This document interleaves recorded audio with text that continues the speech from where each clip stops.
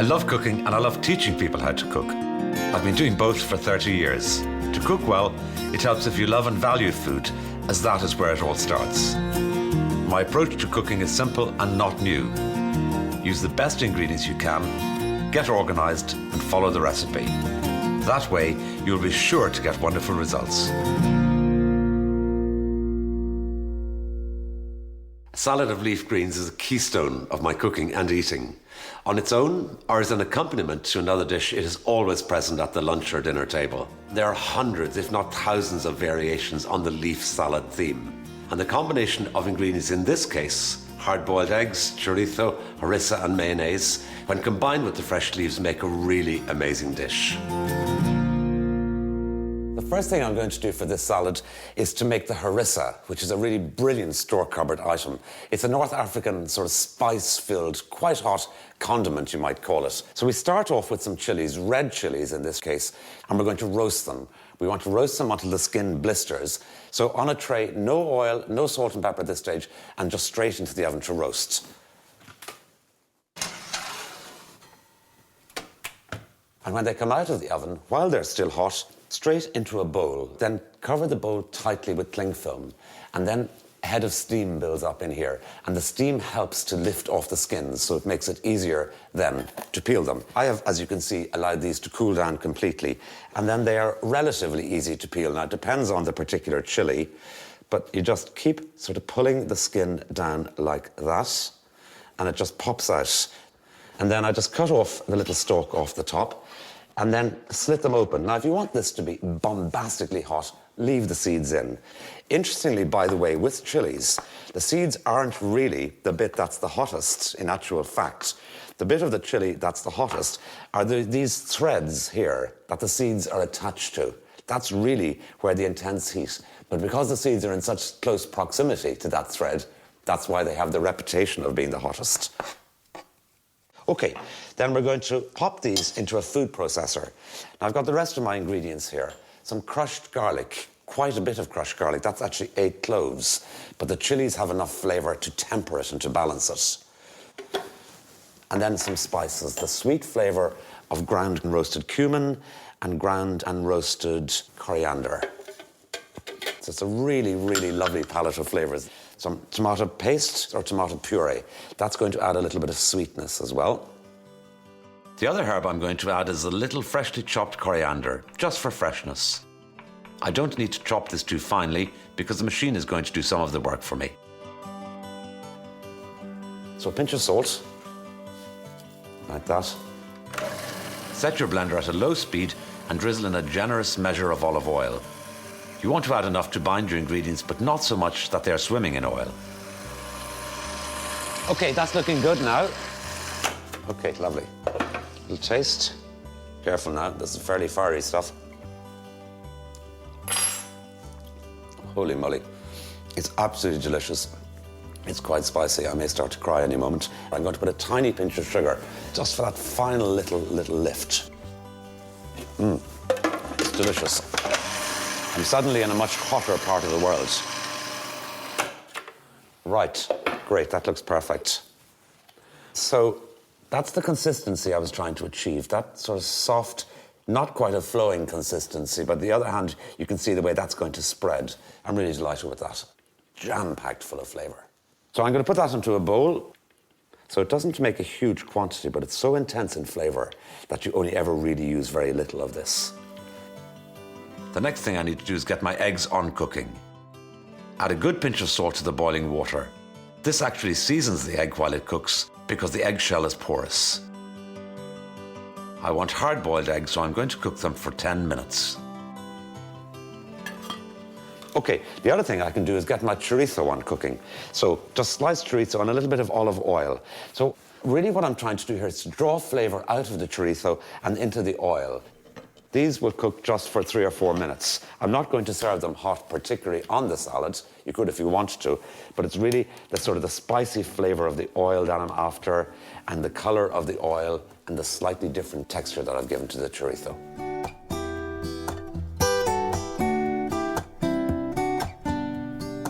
First, separate your eggs, and I cannot emphasize enough how important it is to have clean bowls and to avoid getting even small amounts of yolk in with the whites. You don't need the whites for the mayonnaise, but keep them for meringues. They freeze perfectly. Add a pinch of salt to the yolks and a generous grind of black pepper. A small teaspoon of mustard isn't essential, but I think it rounds off the flavour. Add 2 teaspoons of white wine vinegar and whisk all of these ingredients together. So far, so straightforward. And the next stage is straightforward too. But it's the part of the technique that most people think is difficult. Honestly, it isn't. Just drizzle the olive oil on slowly in a steady dribble rather than pouring it in too quickly. It requires a bit of coordination and patience, but really, it's just 5 minutes. And in that time, you're creating one of the world's really great sauces. It bears no resemblance to anything you'll buy in a jar. Prove this to yourself by tasting it, and pat yourself on the back for having disproved the myth that mayonnaise is difficult to make. With my mayonnaise ready, I can now assemble my salads. Most salads, certainly savoury salads, you're going to need lots of lovely leaves. And then this will form the sort of the balance for the dish. So, we've got the hard-boiled eggs, which we cooked for 10 minutes. Look at that, how beautiful are those? So I'm just going to pop them in sort of fairly randomly. Okay, a little blob of mayonnaise first. Now for the harissa. This is spicy stuff, so go easy here. Your family, your friends, whatever, can always ask for a little bit more. There's almost always going to be one chili fiend at any table, but let's not have the entire group rendered speechless. Now, this doesn't really start to look nice until you put the very last thing. It's one of those funny sort of salads. You're looking at it at this stage and thinking, oh God, I'm not so sure about that. But when you put on the chorizo and the final little drizzle of our oil, see the way the oil has now taken on a lovely sort of saffron, sort of rust colour like that, really lovely. So the final little addition are a few little coriander leaves. And that's it. Straight to the table with that. Little bit of brown soda bread, butter to go with it, or some little new boiled potatoes will be fantastic. Lunch, supper, easy, lovely, nutritious, delicious food.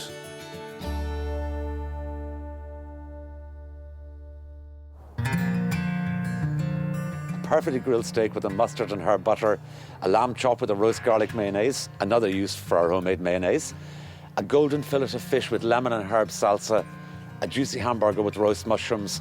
What all of these have in common is the technique of pan grilling or pan frying.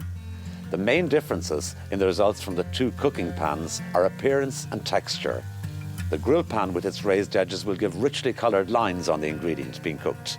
So the resulting colour tends to be two-tone and a slightly crispier finish, whereas the frying pan gives a more even and single colour result with not as much texture.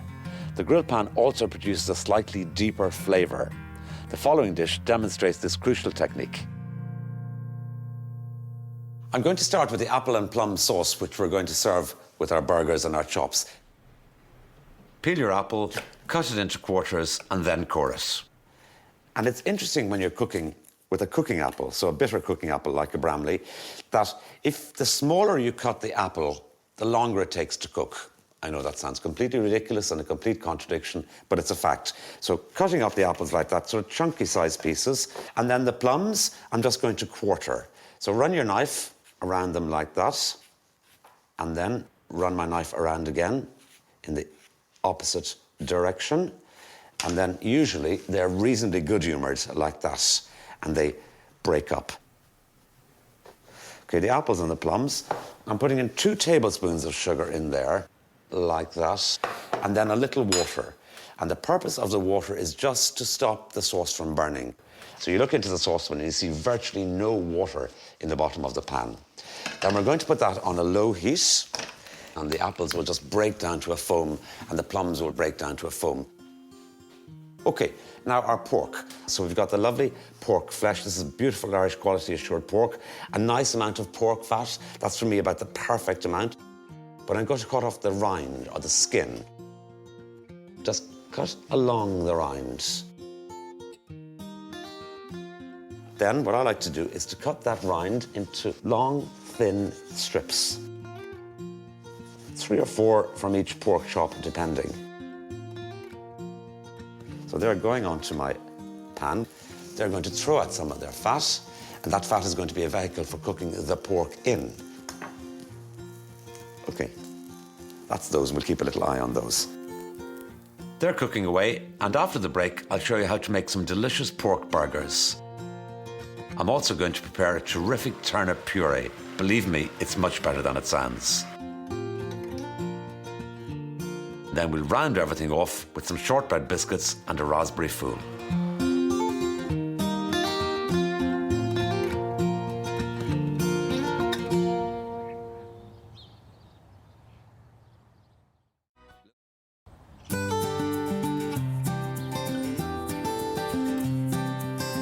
Before the break, we left the apples and plums on a gentle simmer.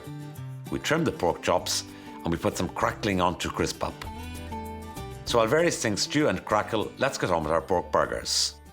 I've got beautiful pork mince here, and you'll note, like any mince should be, it's flecked with little bits of fat. So you're going to get a lovely juicy texture. To get a good burger of any description, you need a small amount of fat. So what I'm going to add to this are some chili. So I've got some chopped chili. I've got some lovely pistachio nuts, which are really delicious with the pork, and they give a lovely crunchy texture. I've got some crushed garlic, and pork just absolutely loves garlic. And then the spice I'm going to use here is fennel seeds.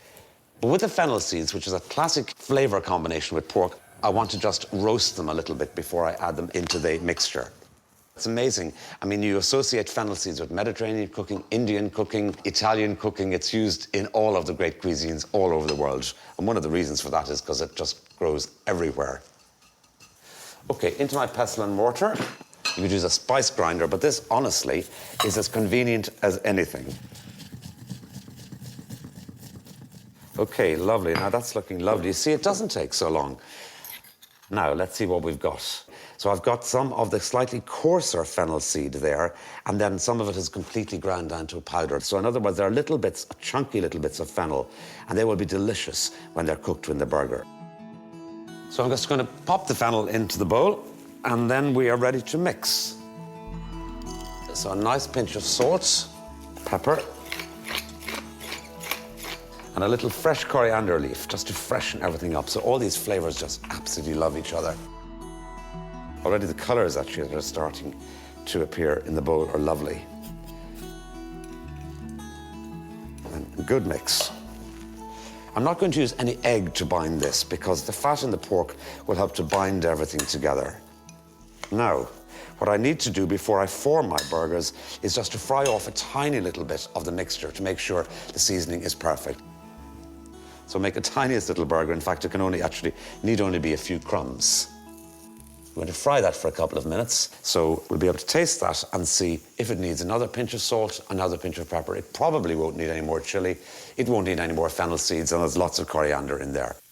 Let me see. Needs salt. That's why it's so worthwhile to do what I just did. You'd be ashamed to have formed them, cooked them, and brought them to the table and think, blast, it needed another pinch of salt. I prefer personally to have 2 slightly smaller burgers, and I think better not too thick. If they're too thick, it takes them too long to cook through, and they get too crusty on the outside, and you may have a slight fear of them not being properly cooked through. The less scrappy the edges are, the easier they are to cook, and the less likely they are to break. So I'd be very happy to have those made up hours ahead of time back into the fridge for cooking later on.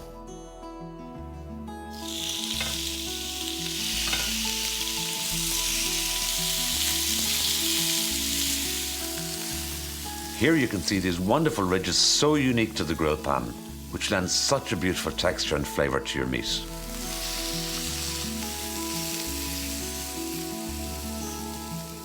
The apple and plum sauce has been cooking away on the gentle heat. It's that beautiful moment when the apple and the plum has broken down to puree. I love when it gets to that stage. You can see the way the plum has absolutely stained the apple, and you can almost tell, even without tasting it, that those two flavours are going to work together really well.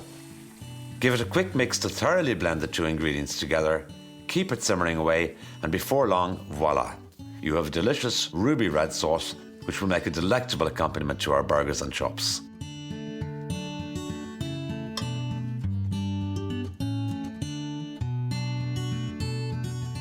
The turnip is a much maligned vegetable, but when simply cooked, it can become something unexpectedly gratifying. Place some cooked diced turnip into a food processor, season with a generous helping of salt and pepper, and then blitz. What you want here is a dropping consistency, just like this. Pour onto a serving plate and smooth it out for a better presentation. And if you want to take this to another level, take some Parmesan cheese and grate the Parmesan cheese over the turnip. Then a drizzle of your best extra virgin olive oil. And it's a way of making the humble turnip into something as special as any vegetable in the vegetable kingdom.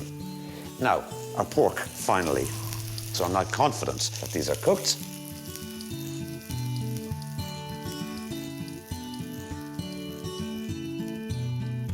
So the crackling on, fennel, coriander. This is a real celebration of Irish pork and a meal that I'd be happy to sit down to anywhere and with anybody.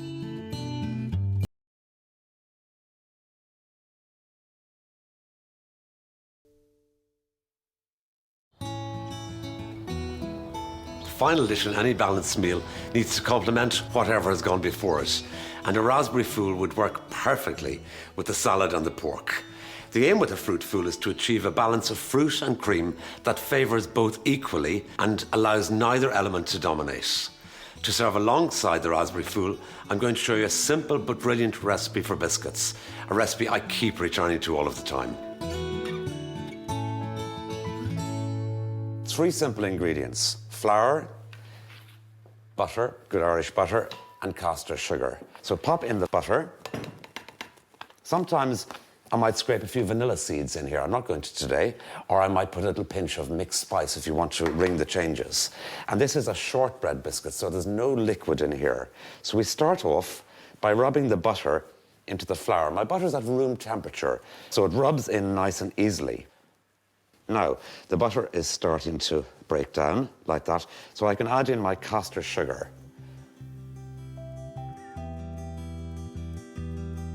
Now, at this point, you might lose your nerve and think that that's never going to come together without liquid. It is. It will.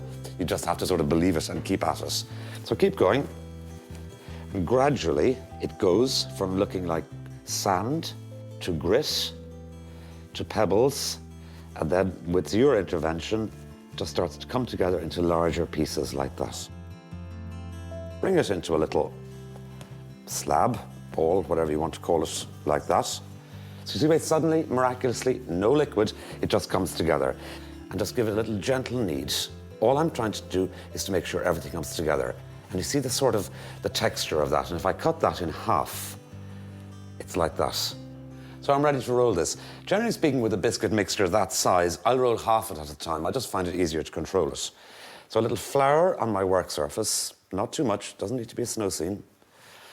A little flour on top, like that. Okay, and then when I'm rolling a biscuit, or pastry for that matter, particularly a short crust pastry, what I do is I roll to the edge, but don't roll over the edge, because if you roll out over the edge like that, it gets thinner and more difficult to handle at that particular point. And then I keep moving it so as it doesn't get a chance to glue itself to the pastry counter. So you see the way it's pretty good humoured, really, like that. Then, baking sheet, and then your cutters of choice. Whatever you want to do. You don't have to have a cutter. You can cut them freehand if you want. So I'll do a little of both. Sometimes they lift off the tray like that. The ones that don't lift up with the cutter, use a little palette knife or an egg slice or something like that. And you see the way I've left a little bit of space between them because they expand very slightly. Now, into the oven, and we're going to cook them until they're golden brown.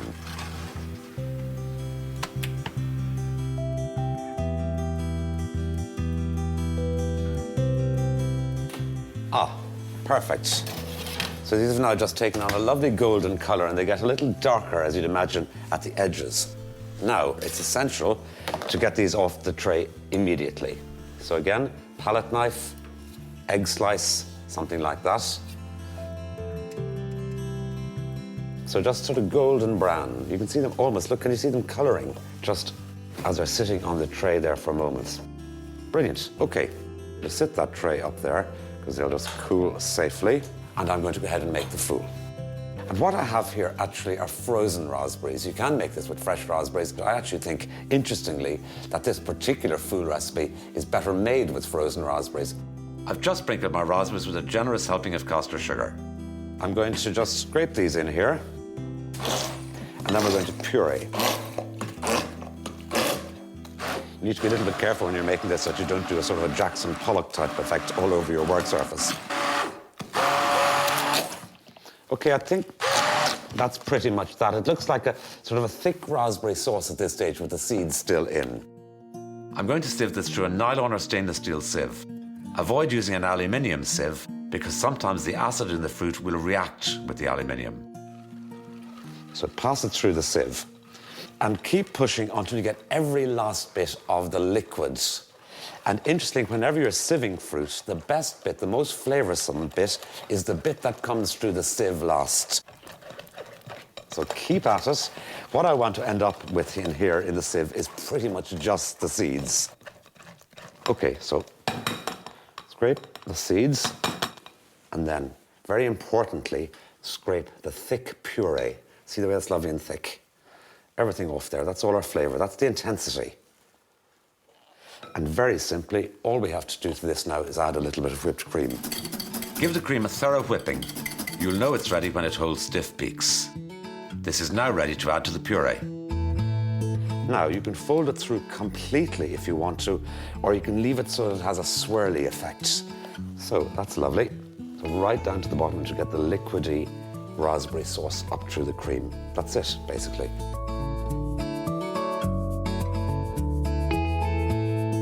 Right, don't overfill. Maybe a fraction more like that.